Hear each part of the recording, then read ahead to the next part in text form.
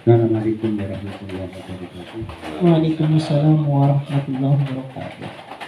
Ya kan tentang alat Nggih, alat siwak itu ketika atau setelah digunakan itu mestinya kan sudah bercampur dengan bau yang ada di mulut. Yang saya lihat kebanyakan kan dimasukkan ke dalam saku. iya. Apakah nanti itu tidak ada perubahan di dalam baju yang kita pakai? Nggih. Itu saja yang saya tanyakan. Masuk. Cara menyimpan siwak berarti. Nggih. Memang umumnya biasanya itu kan ketika orang bersiwak itu ditaruh di saku. Itu umumnya. Dan ini ketika kita itu ke Masjidil Haram atau orang Arab itu memang demikian. Siwaknya besar-besar jari-jari itu. Dan itu langsung di saku. Ini tidak menjadikan siwak tersebut mutanajis. Kenapa? Karena mulut kita itu tidak mutanajis. Beda kalau siwak tersebut jatuh lalu ke air, yang air tersebut mutanajis, maka dia menjadi mutanajis. Tetapi ketika masuk mulut kemudian dikeluarkan lagi, itu tidak mutanajis sama sekali. Karena apa? Sisa makanan yang masih ada di dalam mulut ketika dikeluarkan itu tidak menjadi mutanajis. Yang mutanajis itu adalah sesuatu yang keluar dari mulut tapi asalnya adalah dari perut. Seperti orang muntah. Itu mutanajis. Ya, jadi makanan yang ada di dalam tubuh kita itu tidak bisa dihukumi najis selagi masih berada di dalam lambung. Tetapi kalau sudah keluar daripada lambung maka dia hukumnya najis. Dan begitu pula sisa makanan selagi itu masih berada di dalam mulut maka itu tidak dikatakan najis. Tetapi kalau itu keluar berasal daripada lambung maka dikatakan najis. Jadi orang muntah itu, utahan itu najis karena dia keluar dari lambung. Gitu. Jadi itu nggak jadi masalah Pak Yai. Harus dikatakan. Oke. Iya. Oh, Pak. Enggak. Lo panjenengan riyen urut. Pak Alfi. Belum ada. Oh, ya sini saya. Ini. Dokter Bela.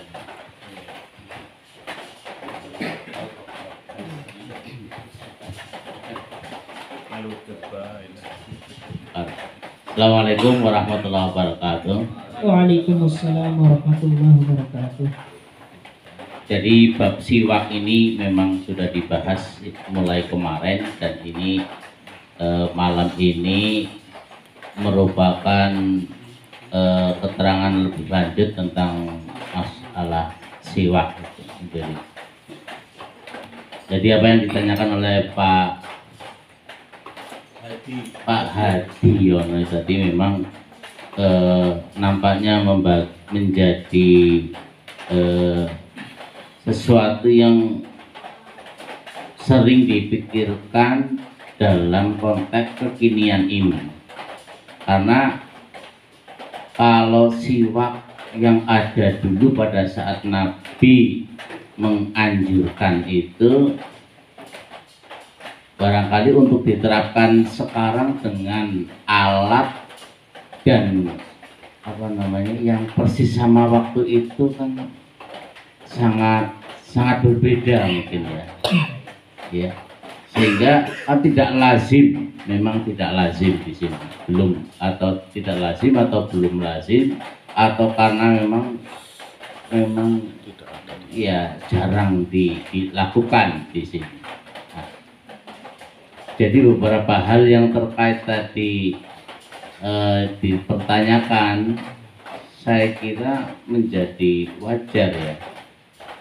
Karena misalkan bagaimana cara mengelola tadi alat siwaknya itu yang dari kayu apa tadi? Arok. Di sini yang sejenis itu ada atau enggak kalau yang ke-Indonesiaan gitu. Iya, ya. Terus lah kesannya memang menjadi seperti jorok gitu loh. Kesannya itu memang menjadi seperti jorok itu tadi. Karena yang kita sendiri pakai saja, misalkan sudah dipakai sekali kemudian tadi cara menjemahkan di saku begitu, kemudian dipakai lagi, itu kan memang kayak terkesan jorok memang. Tetapi tadi bisa disampaikan bahwa ini kesunatan ini dilakukan oleh Nabi. Bahkan tadi di dalam hal terkait supaya mendapat kesunatan itu kita berniat bahwa kita bersiwak ini untuk mendapatkan pahala, ya. Ya, bahkan tadi disampaikan malah pinjem gitu ya, malah pinjem. Jadi ini yang sebetulnya yang menjadi pemikiran di sini yang ingin ditanyakan adalah tadi kesan itulah, kesan masalah jorok, supaya bagaimana kesan itu menjadi antara kesan yang jorok ini menjadi tidak menjadi kelihatan jorok begitu loh. Nah, kemudian tadi sampai digambarkan di sini bahkan cara untuk bersiwak, karena keutamaan yang tadi disampaikan sabaina rokatan ya, tadi afdhalu min sabaina rokatan ya. Iya. Kalau tidak ada kayu siwak, maka bisa memakai yang lain tadi ya, seperti malah tadi sorban, bahkan tadi dicontohkan apa ini? Iya. Iya.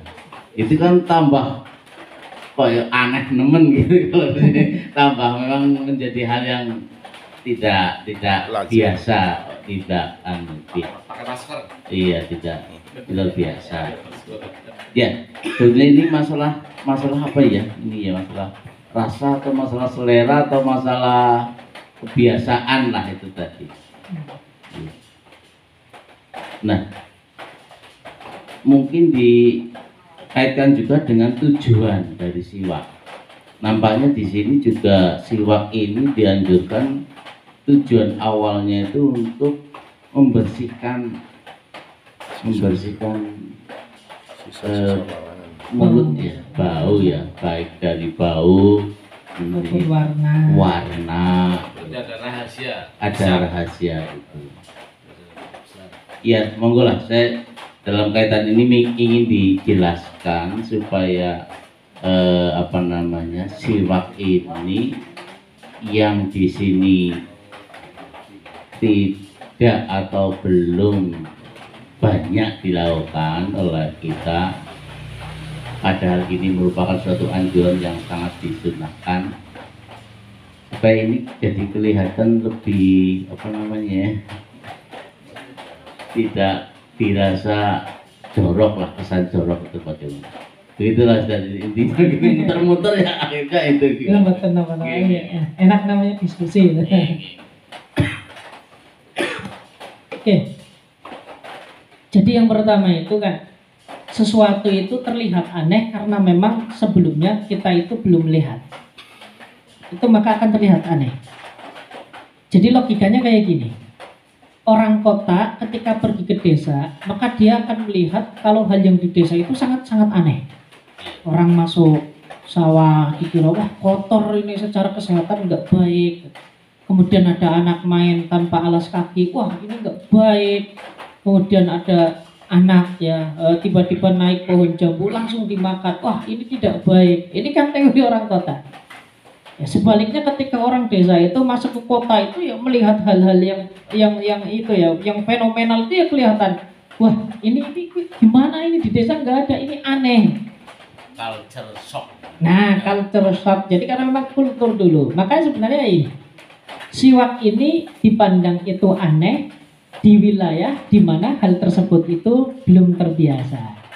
Tapi nanti kalau kita misalkan pergi ke Timur Tengah atau kita ke Masjidil Haram, itu kita akan sering lihat orang bersiwak. Itu adalah hal yang wajar dan hampir setiap orang itu membawa. Hampir setiap orang itu membawa. Atau ketika kita itu pergi ke pesantren, secara umum kalau di pesantren Jawa Tengah itu masih jarang. Ya karena di pesantren Jawa Tengah itu kalau yang hampir itu sudah di rokok itu sudah ditemui. Kayak santri orang rokok itu kayak orang keren. Itu terutama salap kayak Sarang, Rembang, kemudian Lirboyo. Tapi kalau kita masuk ke daerah Jawa Timur seperti daerah Bangil, Dalwa, Pasuruan, jadi hal-hal siwak ini sudah hal yang biasa, terutama di kalangan para habaib. Jadi kata kuncinya itu karena memang cara pandang ini kok kelihatan jorok dan sebagainya, karena itu bukan syai'un ma'lum kalau dalam bahasa fikihnya, sesuatu yang memang belum dikenal secara terus menerus sehingga menjadikan orang tersebut menjadi enjoy. Tapi kalau nanti sudah dilakukan secara terus menerus, itu orang akan menjadi enjoy. Itu yang pertama. Kemudian yang kedua, garis besarnya memang bahwasanya tujuan daripada bersiwak itu kan untuk membersihkan mulut. Ini memang cara umumnya demikian. Kemudian membersihkan ini kan bisa dilakukan dengan berbagai macam cara. Oleh karenanya kan ketika berbicara tentang siwak, itu pilihannya banyak. Bisa menggunakan kayu arok atau bisa menggunakan segala sesuatu yang kasar. Karena segala sesuatu yang kasar itu berpotensi untuk menghilangkan kotoran yang ada di dalam mulut. Hanya saja diutamakan menggunakan kayu yang memiliki bau harum. Dan yang paling sunnah itu adalah kayu arok. Tetapi yang sering disebut dengan kayu arok. Ini yang paling sunnah. Ini adalah standar yang memang ada di zaman baginda Nabi Sallallahu Alaihi Wasallam. Sekarang pertanyaannya, kalau kita tarik ke kekinian, maka kekinian itu yang penting tadi kata kuncinya, kita tetap kesunahan itu bisa kita dapatkan, kesunahan bisa kita dapatkan dengan segala sesuatu yang bisa menghilangkan kotoran yang ada di dalam mulut. Maka Pepsodent itu juga cukup. Pepsodent itu juga bisa mewakili. Hanya saja ketika Pepsodent dibawa ke dalam masjid kemudian itu kan jadi tidak baik, jadi lucu. Maka tetap menggunakan pasta gigi, ini mendapatkan kesunahan yang ada. Tetapi ketika kita masuk waktu sholat, ketika kita disunahkan lagi, kita menggunakan peralatan yang sekiranya itu dinilai cukup. Atau nanti kayu arok tersebut tidak akan menimbulkan bau karena mulut kita sebelumnya telah dibersihkan dengan menggunakan pasta gigi. Maka ketika masjid itu cukup. Artinya tetap tidak menimbulkan kesan jorok. Karena kayu arok itu punya tekstur itu berbeda dengan kayu yang lain ya. Jadi kayunya itu memang memiliki serabut yang lama-kelamaan nanti serabutnya itu bisa berbentuk seperti kuas. Dan ketika kita pakai dalam hitungan yang tidak lama pun akan kering. Ketika kering baunya tidak ada. Itu keistimewaan daripada kayu arok. Berbeda dengan jenis kayu yang kita lihat seperti yang kita itu tidak, itu tidak memiliki serabutnya itu tidak memisah, nanti tidak seperti kuas. Tapi kalau kayu arok bisa dalam waktu yang lama itu semacam itu. Kemudian dia akan cepat kering itu. Teksturnya memang demikian. Lah kayu ini apakah kita bisa dapatkan di saat ini? Itu banyak sekali ya kita diperjualbelikan di toko-toko yang menjual game sarung, biasanya juga dijual itu. Itu menjadi paketan, itu adalah bungkusan khusus, itu memang itu dari Saudi atau dari Madinah itu ada. Bisa sekali, gampang sekali didapatkan itu Pak Dokter. Jadi perlakuan terhadap alat untuk siwak itu memang tidak ada perlakuan khusus juga ya pada masa Nabi. Misalkan dia tidak dicuci atau diletakkan di tempat yang mestinya bagaimana, itu tidak ada perlakuan juga karena di keterangan-keterangan ini tidak menyebutkan itu bagaimana memperlakukan alat itu.